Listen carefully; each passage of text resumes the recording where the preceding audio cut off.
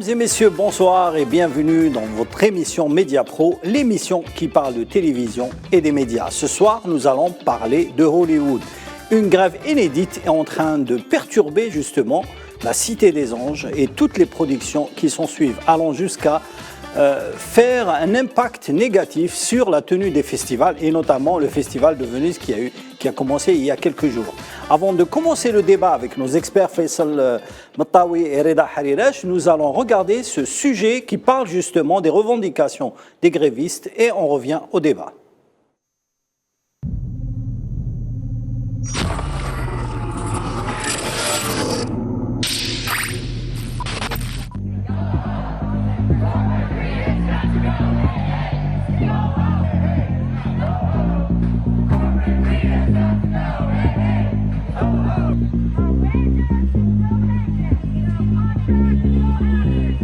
Streaming came along and the contracts have not adjusted according to the newest business models.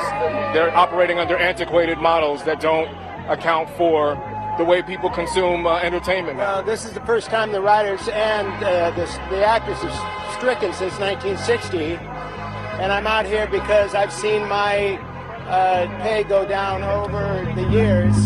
We are the victims here. We are being victimized by a very greedy entity.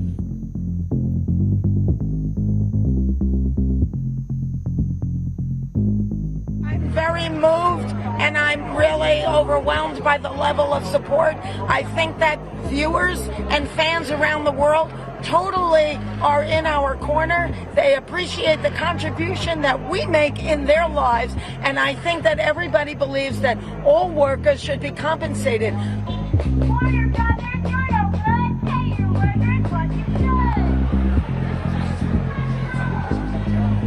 Number one, we're fighting for basic respect and protection for our members. That includes things like making sure that our members aren't abused by unfair provisions regarding artificial intelligence. They don't have their image and likeness and voice stolen from them through that method.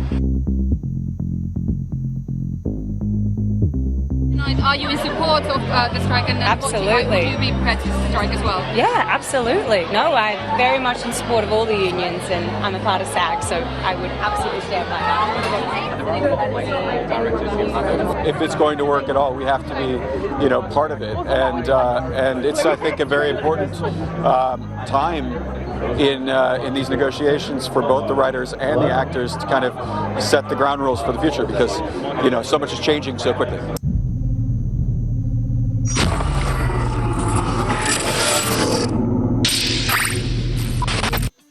Voilà, c'était le mouvement de grève des scénaristes américains, scénaristes de Hollywood. C'est la première fois depuis 1960 qu'une grève ou un mouvement social touche la Cité des Anges ou la Mecque du cinéma, Hollywood. Ça a été d'abord commencé par le syndicat, le puissant syndicat de Writers Guild of America, le WGA, qui est le syndicat des scénaristes, suivi par la suite justement par la SAG-AFTRA, qui est le syndicat des acteurs. Alors, Faisal Mattawi, est-ce que Hollywood s'attendait à un tel mouvement social? Oui, bon, on s'attendait parce que c'est surtout le rôle des, des plateformes, Netflix, Disney, Amazon, et j'ai vu aujourd'hui que sur le site du syndicat que vous avez cité, le Writers Guild of America, qui sont deux syndicats en fait. Deux syndicats, oui. L'un est à New York et l'autre à Los Angeles, sur les deux côtes des États-Unis. Il rassemble plus de 11 000 adhérents, 11 500. Un communiqué très dur contre Disney, Netflix et Amazon, qui sont accusés d'être les nouveaux gardiens des médias. Et c'est un communiqué antitrust. Ça veut dire que pour les syndicalistes, les syndicats des scénaristes, il y a un trust, il y a ces groupements se sont rassemblés pour défendre leurs intérêts, évidemment, en ne répondant pas aux demandes des scénaristes, parce qu'il faut noter, vous l'avez cité, vous l'avez dit, que depuis 1960, les scénaristes sont rejoints par les comédiens. C'est la première fois que les scénaristes sont rejoints par les comédiens, parce que dans les années 60, peut-être ça va étonner nos amis téléspectateurs, celui qui a été président du syndicat des acteurs, c'était Ronald Reagan. le président des États-Unis. Qui était comédien, il faut Qui était préciser. comédien à l'époque, et la grève à l'époque des Il a comédiens. joué que des westerns. Hein. Absolument, c'était un comédien. La grève a duré 6 semaines et c'était à l'époque la télévision. C'était la télévision, on pensait que la télévision allait menacer le cinéma. Ce n'est pas le cas, on le constate presque 60 ans L'arrivée de la après. télévision Oui, parce que la production... dérangeait les studios. Depuis, on a un peu arrangé les choses. Là, c'est l'intelligence artificielle. C'est un peu ce que réclament les scénaristes. Il y a eu déjà une grève des scénaristes dans les années 2007-2008. Ça a duré presque 100 jours. Quelques semaines seulement. Oui. Presque 100 jours. Et c'était aussi pour d'autres demandes, d'autres exigences. Là, les scénaristes sont en colère contre le recours à l'intelligence artificielle, qui pourrait être un support pour la création dans le futur, qui pourrait être, bien que beaucoup de spécialistes en doutent, puisque finalement l'intelligence artificielle ne fait que brasser des données. Elle rassemble, pour écrire un scénario, l'intelligence artificielle, ça veut dire ChatGPT peut vous écrire un scénario, mais en s'appuyant sur des scénarios déjà existants. Donc il n'y a pas de création, mais il y a des studios qui sont amenés à utiliser ces nouvelles techniques, notamment en matière de sous-titrage, de doublage, d'utilisation des images de synthèse, etc. Et même du deepfake. Deepfake, ça veut dire qu'on va inventer un comédien en utilisant des voix déjà existantes. Et pour les Ce qui se fait déjà pour les scénaristes, pour le doublage. Oui, ça c'est déjà utilisé et les studios ont tendance à utiliser même pour les effets spéciaux. Parce que pour les effets spéciaux, il y a un gain de coût et un gain de temps. Les effets spéciaux, ça peut prendre beaucoup de semaines, notamment pour si vous voulez créer les scènes, etc. Avec l'intelligence artificielle, on raccourcit le temps, mais pour les scénaristes, pour les techniciens, pour les comédiens, c'est une menace pour l'emploi. Et d'où cette grève qui est inédite, parce que c'est la première fois dans l'histoire qu'il y a un mouvement social contre l'intelligence artificielle. Tout le monde loue les vertus de cette intelligence artificielle partout dans le monde, mais là, on se rend compte que probablement, cette nouvelle technique va menacer des emplois. Et c'est pour ça que dans les revendications de la WGA, il demande, par exemple, c'est une revendication sur leur plateforme, l'emploi d'un nombre minimum d'humains dans toutes les créations, y compris lorsqu'il y a ça dépend de la durée de la production, y compris quand on n'a pas besoin de tous les scénaristes. Mais là, parce que pour assurer un peu de l'emploi aux scénaristes, parce que les scénaristes estiment aussi qu'ils sont sous-payés, puisque les plateformes comme Netflix ne déclarent pas les visionnages. On ne sait pas combien un film a été vu. On dit que le film il est dans le top 10, dans le top 5, mais quand vous partez sur Netflix, on ne dit donc pas c'est pas pour les droits des scénaristes. Et non, parce qu'on n'a pas de chiffres, donc on ne sait pas combien il y a d'entrées, parce que plus le film est vu... C'est pas comme les billets, c'est pas absolument. comme les tickets. Donc on ne peut pas quantifier, et pour les scénaristes, il y a un problème. C'est pour ça qu'ils demandent à ce qu'il y ait plus de transparence par rapport à... Alors il y a eu quand même une proposition des studios d'offrir $1 milliard à tout le monde, et ça a été une action assez inédite de la part des studios, car il y avait le soutien des grandes stars de Hollywood. Il y avait George Clooney, Leonardo DiCaprio, Susan Sarandon. Tous ces grandes stars, et même Tom Cruise s'est associé à cette initiative. Toutes ces grandes stars, justement, se sont associées à ce que les studios payent une partie pour les scénaristes et pour les fabricants de contenu. Oui, absolument. Mais le danger maintenant pour le studio, parce que vous avez cité la Mostra de Venise, qui est un peu perturbée par cette grève. Il y a aussi le festival de Deauville, là, en France, qui le festival va du film commencer américain. oui. Film américain qui a commencé le 1er septembre. Nathalie Portman et Jude Law, qui sont des comédiens connus, devaient assister, donc devaient être sur le tapis rouge, ils ne sont pas venus. La même chose pour le festival de Locarno en Suisse. Donc on s'attend à ce que... On va parler justement des festivals plus tard. Les prochains festivals seront perturbés par cette grève des comédiens et des scénaristes. Ce qui est important aujourd'hui, c'est justement la menace des plateformes de VOD, Netflix, Amazon et même Disney. Oui.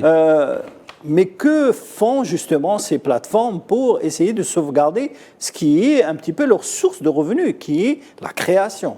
Oui, la création. Netflix, par exemple, il a tenté de créer un film avec l'intelligence artificielle. C'est pour ça, c'est cet élément qui a déclenché en fait la grève des scénaristes à partir de mai 2023, parce que la grève dure depuis le mois de mai.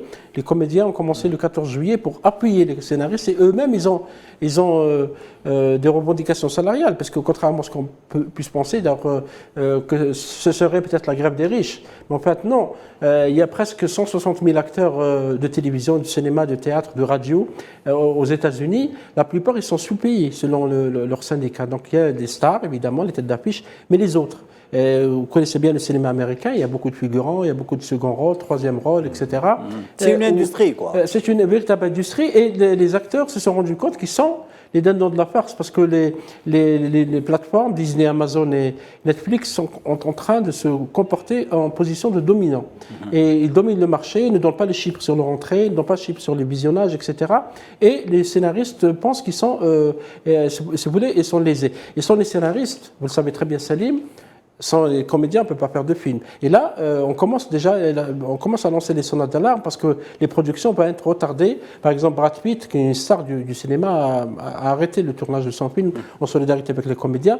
Et les perturbations vont venir plus tard. Parce qu'aux États-Unis, les scénaristes écrivent pour la radio, écrivent pour le théâtre, écrivent même pour les émissions de show, des talk shows de télévision. Talk show, oui, il y a beaucoup de talk shows qui n'ont pas démarré. Des émissions de divertissement. De divertissement, de débat. Et donc, ça perturbe et c'est des pertes. On estime, par exemple, dans un chiffre qui a été donné il y a quelques jours, les pertes depuis cette grève à 2 milliards de dollars, ce qui est un chiffre énorme. Reda Harirash, justement, l'une des menaces de Hollywood, c'est Netflix. Et aujourd'hui, Netflix, sa principale source de création, elle est à l'extérieur des États-Unis. C'est-à-dire, eux, ils ne fabriquent pas leurs films ou leurs séries aux États-Unis, mais dans d'autres pays, par exemple en Amérique latine, en Europe, et même actuellement en Afrique et en Asie. Donc aujourd'hui, ils n'ont pas besoin de Hollywood pour survivre à Netflix. Ils n'ont pas besoin de Hollywood pour survivre, mais ils sont obligés quand même de montrer un minimum de solidarité, parce que même si ils sont autonomes en matière de fourniture donc de séries et de films, c'est quand même toute la corporation qui est touchée. Et ils sont interpellés à ce titre par toute la société américaine qui a toujours condamné la concentration des pouvoirs ou du pouvoir économique, notamment les lois antitrust qui ont été votées au cours des années 20 et des années 30. Et ça, ils sont obligés quand même de montrer un minimum de solidarité, même s'ils ne sont pas directement touchés, parce que les revendications salariales de la part de cette corporation sont tout à fait légitimes, et notamment dans tout ce qui concerne une meilleure répartition des revenus qui sont liés au streaming, et également à ce qu'il y ait une meilleure réglementation concernant l'utilisation de l'intelligence artificielle.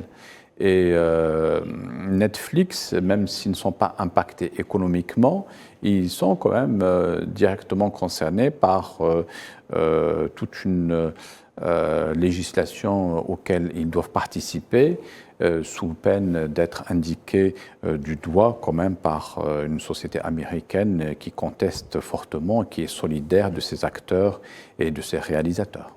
Mais Netflix reste une entreprise un peu indépendante dans sa création, contrairement à Amazon et à Disney qui, justement, ses créations sont un petit peu fabriquées aux États-Unis, oui. Notamment tout ce qu'on appelle les super-héros, les Avengers, etc., oui. sont la création des scénaristes américains. Oui, tout à fait, exactement. Disney a déjà connu la grève dans les années 40. Hein. Oui, mais pour le dessin animé.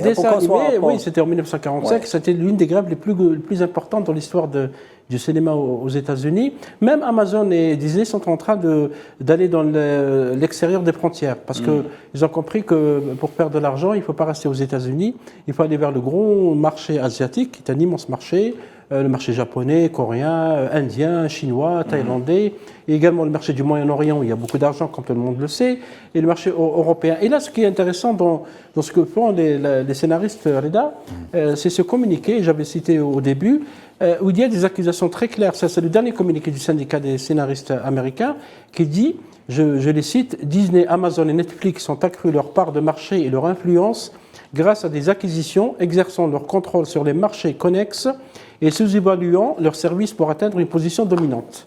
Aujourd'hui, ces trois sociétés sont sur le point de dominer en tant que gardiens des médias, satisfaisant la demande continue de consolidation de Wall Street par un cycle sans fin de fusion et d'acquisition. Et les syndicats donc, demandent aux agences antitrust évoquées par Reda et les législateurs américains notamment de prendre des mesures pour protéger les perspectives d'un futur paysage médiatique plus diversifié et moins concentré. Ça veut dire qu'aux États-Unis, ces trois plateformes non seulement ils vont dominer le marché, ils vont dominer l'image, ils vont dominer les sujets. On va parler tout à l'heure d'un film qui fait débat controversé parce qu'il ne s'agit pas seulement de l'argent, il y a aussi le travail idéologique, il y a le travail d'orientation, le travail culturel, l'effacement de beaucoup de valeurs. Et les syndicats ont raison de dénoncer la concentration qui existe par ailleurs en Europe, notamment en France, en Grande-Bretagne. Et c'est pour ça que cette grève des scénaristes a pris une importance politique. Même si aux États-Unis, on a tendance à la minimiser, parce que quelques médias en parlent, mais pas tous les médias, parce qu'on se sent, si vous voulez, ciblé, on se sent menacé, dans la mesure où, aux États-Unis, les mouvements sociaux sont rares. C'est rare qu'on fait grève aux États-Unis, comme vous le savez. Et cette grève, c'est pour ça qu'elle prend de l'ampleur. Donc, pour parler des plateformes, et pour parler aussi de l'intelligence artificielle, le débat a commencé en Europe. En Europe, je pense qu'il y a le Parlement européen qui s'est intéressé à ça, sur ce rôle de l'intelligence artificielle. Et j'ai apprécié une déclaration d'une scénariste américaine qui dit, c'est la scénariste de la série Supergirl, qui dit, c'est nous qui avons imaginé Terminator. On sait que cela va arriver. Ils savent que Terminator, tellement de le penser, sera remplacé par les machines. Il a été imaginé par les scénaristes, mais ils savent que l'intelligence artificielle, un jour ou l'autre, va remplacer les scénaristes. Et d'où donc l'importance de ce... Donc ils ont signé le scénario de leur fin, quoi. Non, ils craignent que, effectivement, parce que les sociétés, par exemple, Disney a supprimé 7000 emplois depuis le début de l'année. Disney il est en train de perdre beaucoup d'argent. Netflix n'a pas eu beaucoup d'abonnés les premiers mois de cette année. Donc, si vous voulez, pour contrecarrer ou pour contrebalancer la perte d'argent, et ils se rabattent sur les scénaristes qui sont sous-payés, parce que son scénario, on peut rien faire. On a essayé avec la série Heroes, les héros, lorsqu'il y a eu la grève dans les années 2007-2008, et ça n'a pas marché, parce que le producteur a essayé de ramener des non-scénaristes, la série a échoué. On appelle ça les développeurs. Absolument. Ouais. Donc sans scénariste, on ne peut pas réussir.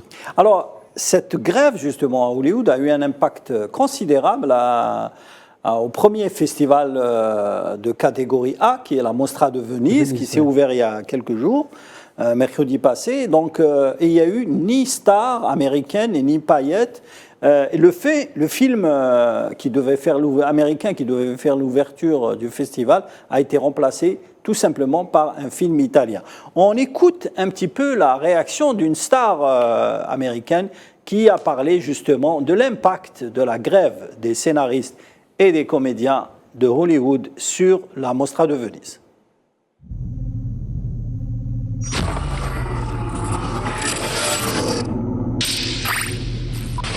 Why is it that a distribution company, a smaller distribution company, can meet the dream demands of what SAG is asking for, but a big company like Netflix and Amazon can't? So I'm very proud to be here to kind of be a visual representation of a movie that's not a part of the AMPTP, and to promote a SAG leadership directive, which is an effective tactic, which is the interim agreement, which is twofold, which it allows for independent movies to be made, but the other objective is to obviously say, why is it that a distribution company, a smaller distribution company, like Neon and STX International, can meet the dream demands of what SAG is asking for? And this is pre-negotiation, the dream version of SAG's wish list, but a big company like Netflix and Amazon can't. And every time people from SAG go and support a movie that has agreed to these terms, the interim agreement, it just makes it more obvious that these people are willing to support the people that they collaborate with, and the others are not. And I'm here because of that, to support, stand in solidarity with them by showing up and just further proving the point that it really is about the people that you make it with.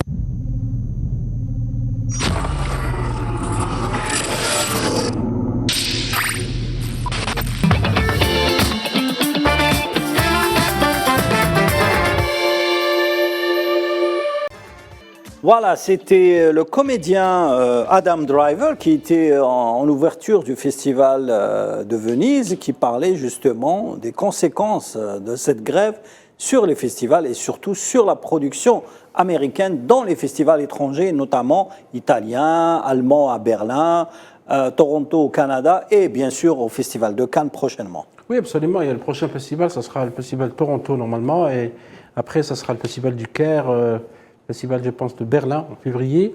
Et ce qui est intéressant, c'est que les festivals ont apporté le soutien à la grève. Le festival Deauville, du film américain en France. Exclusivement un festival exclusivement de production américaine. Il a organisé un débat très intéressant, j'ai suivi un peu ce débat, sur justement cette grève, et tout le monde est d'accord qu'effectivement, il faut qu'on pose les termes du débat par rapport à l'intelligence artificielle. La sortie du film Oppenheimer, qui fait débat, comme vous le savez, de Christopher Nolan à Londres, Christopher Nolan est britannique, a été marqué par le retrait des stars du film du tapis rouge lors de l'avant-première britannique.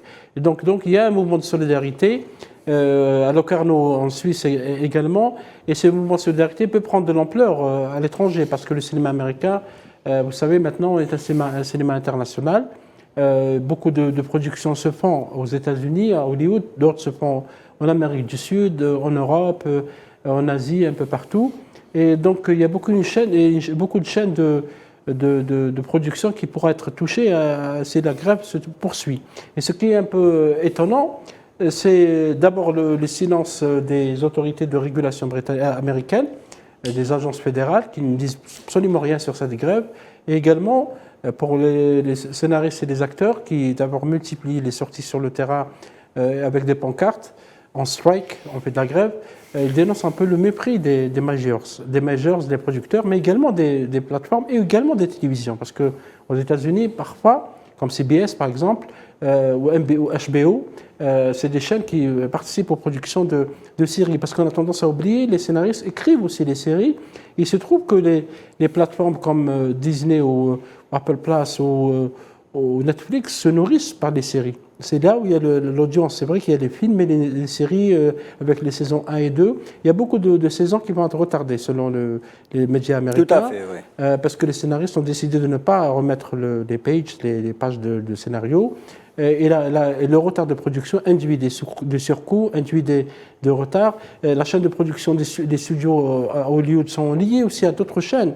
Les sous-traitants, les hôtels, les restaurants, les couturiers, toute la chaîne de production, elle est touchée. Donc, une partie de l'économie américaine qui est basée sur l'entertainment, sur le spectacle, le cinéma, est touchée. Peut-être que ça va amener les autorités fédérales américaines à réagir, bien que par l'histoire, le CERN nous a appris qu'il est rare que le gouvernement américain cède à des mouvements de grève.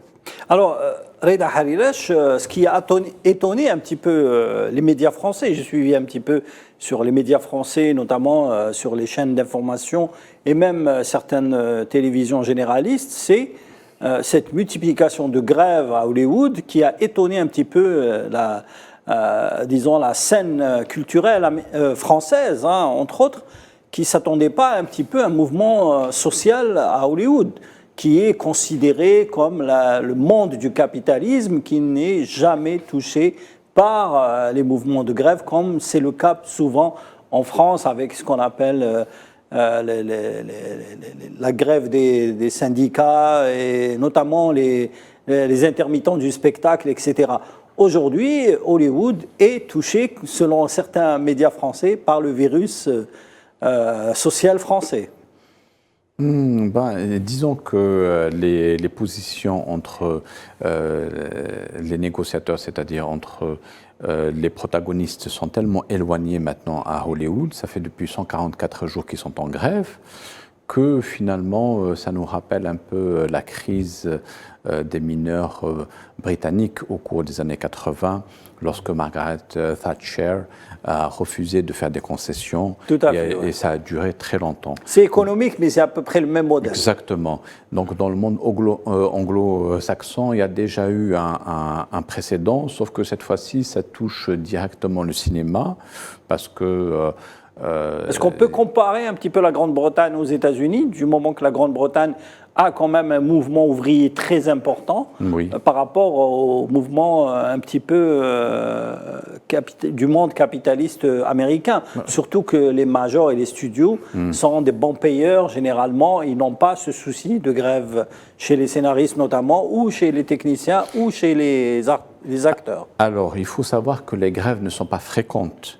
Par contre, lorsque des grèves se produisent, elles durent longtemps dans les pays anglo-saxons et donc le patronat est obligé en quelque sorte de négocier et souvent ces négociations-là, elles durent très longtemps parce que c'est un bras de fer qui se produit et par la suite, ils finissent par trouver un consensus, même s'il est laborieux, pour passer à une autre phase. Contrairement à la France, où bien souvent il y a davantage, il y a plus de grèves, mais là on est quand même dans un autre contexte parce que c'est en quelque sorte, quelque part, la crise du capitalisme et c'est dû aussi à l'évolution de la technologie qui fait que le monde du cinéma est aussi impacté comme d'autres secteurs économiques américains qui ont été obligés d'une manière ou d'une autre, ils ont été obligés de délocaliser leur production. C'est valable pour l'industrie de l'automobile,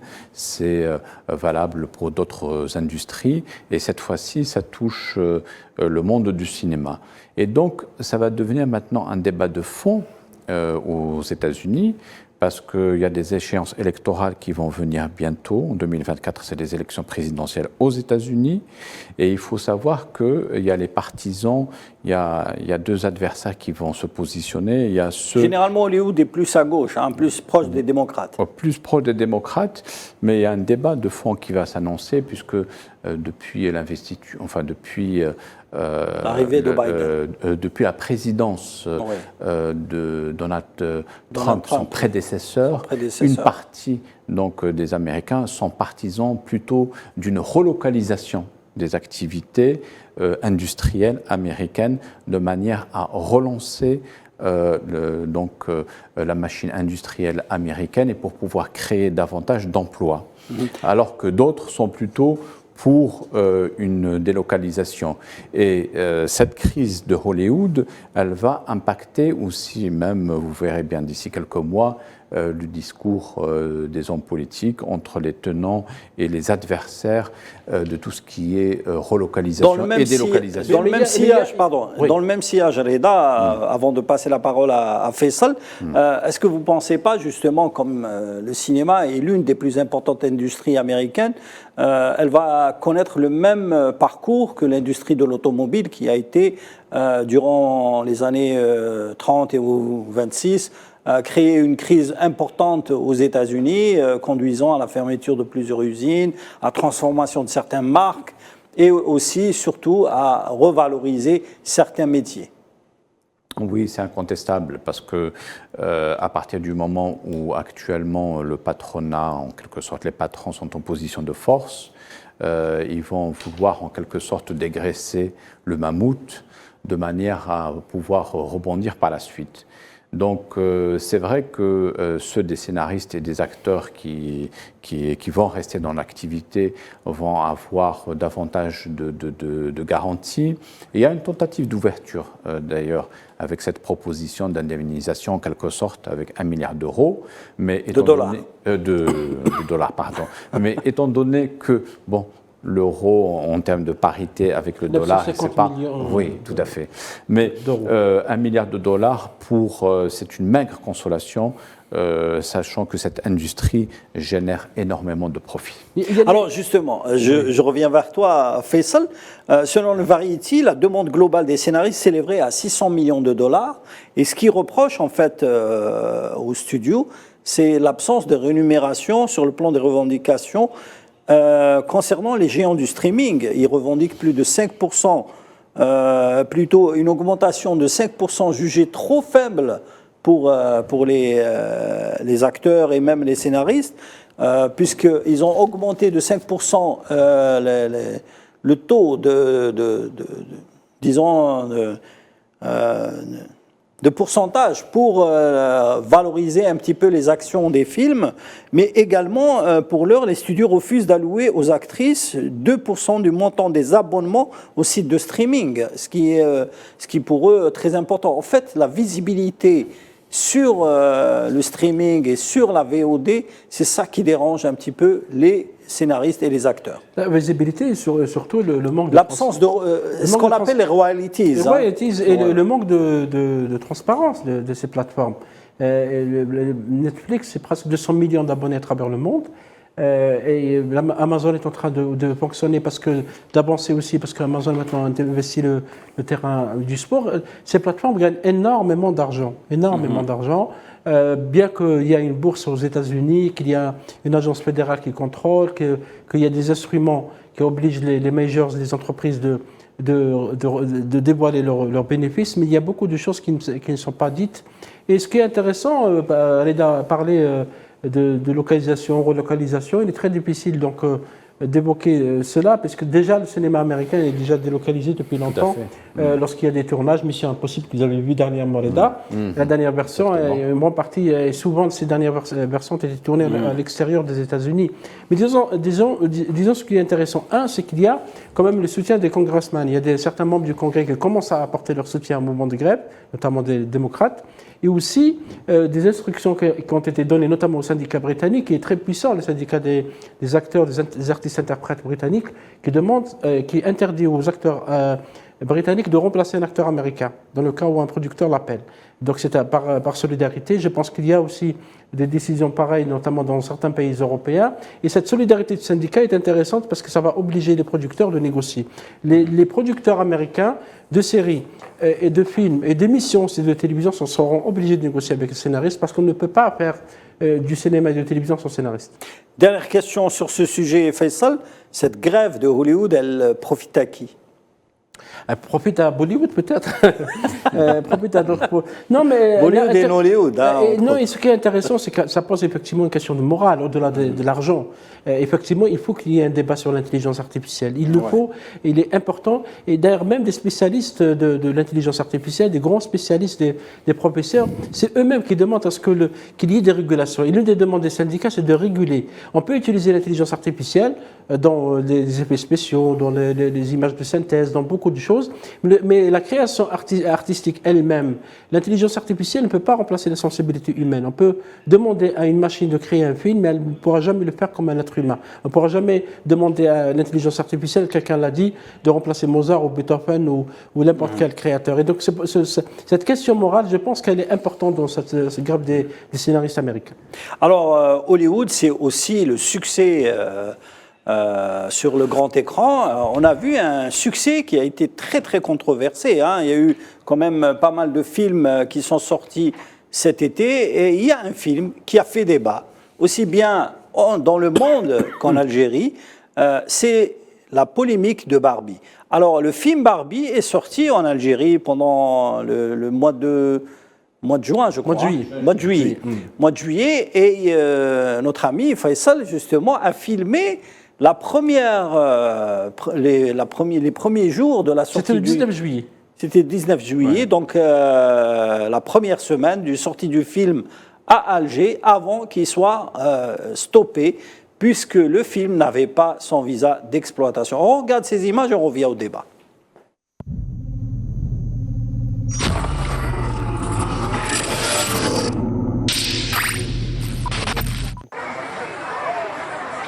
ديوان رياض الفتح اليوم هو الخميس 20 جويلية 2023 يعني حضور كثيف جدا أمام قاعة السينما لمشاهدة فيلم باربي حكاية الدمية والتي حول إلى السينما والذي يلقى رواجا على ما يبدو كبيرا في الجزائر. انظر الطابور الذي تشكل في يعني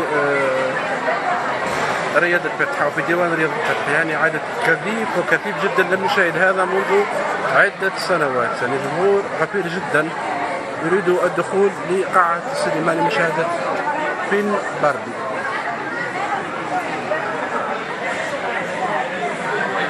ربما ردا على هؤلاء الذين يقولون أن لا جمهور للسينما في الجزائر، انظروا إلى الجمهور الغفير الذي حضر هذه رياضة الفتح. هذا الخميس رغم الحرارة تحت الطقس فالجمهور غفير جدا.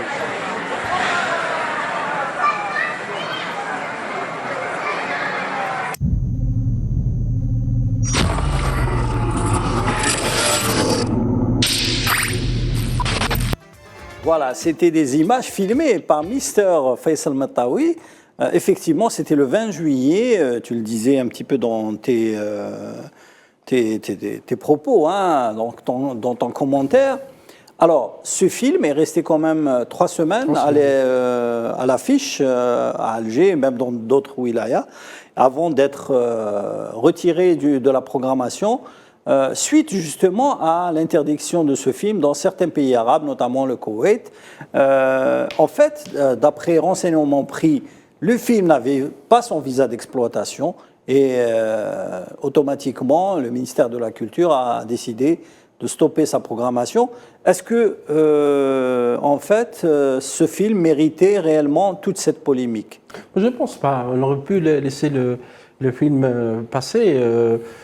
Bon, pour le distributeur, le film a eu sa visa d'exploitation. Je ne sais pas donc qu'est-ce qui s'est passé. Il n'a pas eu de visa d'exploitation. D'après les informations auprès du ministère de la Culture, il n'a pas eu de visa d'exploitation. Mais il est quand même sorti dans les salles. Donc, il est sorti dans les salles sans visa. En fait, d'habitude, généralement, la commission de visionnage qui accorde ce fameux visa n'a pas visionné le film et n'a pas accordé, parce qu'il leur donne plusieurs liens. Hein. Il faut préciser que la commission a des liens sur Internet qu'elle visionne et elle n'a pas donné. Il y avait plusieurs films en même temps. Hein. Donc il y avait Oppenheimer et il y avait Barbie. Mission Impossible. Voilà, Mission Impossible. Il y avait 3 grands blockbusters américains qui sont sortis en même temps et ça a un petit peu fait un petit cafouillage ou une petite circulation dans le circuit de la distribution en Algérie. À mon avis, on aurait dû laisser le film dans la salle parce que le cinéma, c'est aussi la création, c'est aussi la liberté. Et personnellement, j'ai vu le film, j'ai pas vu qu'il y ait eu des atteintes au moral. Bien sûr, c'est des interprétations. Hein. Le film, pour moi, est un film insignifiant. C'est pas un film qui, il a eu presque $1 milliard. Je pense que Greta Gerwig, $1 milliard. Plus de $1 milliard en 3 semaines de. Ce qui est étonnant pour un film sur une poupée, en fait. Hein. Oui, parce que justement, c'est ça, si vous voulez, le secret. C'est un film, on ne s'attendait pas à un tel succès. Même les studios ne s'attendaient pas à ça. Oui, mais parce que Mattel, qui a financé le film, qui a co-financé le film, Mattel, c'est lui le créateur, le créateur de Barbie. La poupée. Oui, et comme Barbie, cette poupée est née dans les années 50 aux États-Unis, qui est devenue la poupée la plus célèbre au monde, le film s'est basé sur un produit commercial. Comme Barbie est déjà connu, donc pour le public, automatiquement, tout le monde serait intéressé de voir Barbie devenir humaine. Robbie Margot, qui a admirablement interprété son rôle dans ce film, elle devient la poupée Barbie humaine. Le film n'est pas du tout destiné aux adolescents ou aux enfants. C'est pas un film pour enfants. C'est un film pour adultes. C'est un film grand public, mais pour adultes, parce que la thématique développée par Greta Gerwig, qui est connue pour être une féministe acharnée, j'allais dire, c'est un film féministe. D'ailleurs, l'un des slogans du film, c'est en anglais, She is everything, he's just Ken. Elle est tout, et lui, il est seulement Ken. Ken, c'est l'homme. Et donc, il y a effectivement beaucoup de critiques vis-à-vis de l'homme. Greta revient dans ce film à travers beaucoup de pastels, beaucoup de couleurs, C'est l'histoire d'une poupée qui est dans son monde de Barbie Land et qui passe au monde réel. Et dans le monde réel, elle découvre que l'homme, c'est l'ennemi de la femme, que la famille, que la jeune fille se bat, elle est contre sa mère, etc. Il y a beaucoup de critiques par rapport à l'institution de la famille, beaucoup de critiques par rapport à l'homme, et elle pense dans le scénariste, parce que le scénariste du film, c'est le mari lui-même de Greta, qui est Noah Baumbach. Lui-même aussi est très féministe dans ses films, dans les films qu'il a réalisés, parce que lui-même est un réalisateur. Et donc, pour la philosophie de ce film, c'est que l'homme n'est rien, la femme est tout, et que finalement, si la femme veut réussir dans sa vie, elle devrait se passer de l'homme. C'est un peu une philosophie qui est développée par beaucoup de films, notamment par Greta Gerwig, parce que Greta a déjà fait un film, d'abord, qui n'a rien à voir avec Barbie, qui s'appelle Les filles du docteur Marsh, qui est un film qui parle de 4 filles. C'est une histoire qui est issue de la littérature anglaise. Anglaise, mais c'est des filles qui veulent vivre heureuses. L'une veut faire de la musique, l'autre fait de la littérature, l'autre fait de l'actorat, etc., toujours dans la même thématique. Parce que Greta est elle-même comédienne et elle a co-écrit d'autres films avec son mari. Et donc, je pense que c'est ça la thématique générale du film. Ce n'est pas un film qui, comme cela a été dit au Koweït, qui porte atteinte à la morale. Ça dépend quelle morale aussi on développe. Au Vietnam, il a été interdit parce qu'il y avait une carte. La carte, oui, c'est politique. C'est un peu politique. Il y a un débat aussi au Liban, mais ça reste finalement un film. Reda Harira, justement, le film a été interdit au Koweït, un petit peu aux Philippines, je crois, et aussi interdit au Vietnam. Et il a été interdit récemment, disons, au Liban, mais interdit au moins de 13 ans. Oui. Donc il n'a pas été totalement interdit. Même chose, par exemple, en Arabie Saoudite, le film passe dans les salles de cinéma. Oui. Alors, c'est quoi réellement la problématique de ce film qui, un petit peu, parle de la société américaine? Disons que du côté algérien, il faut dire que par rapport à cette interdiction qui est venue par la suite, elle paraît quelque peu décalée, parce que dans les pays qui ont décidé donc d'interdire la diffusion de ce film, comme le Koweït ou le Liban, ils ont leurs propres raisons.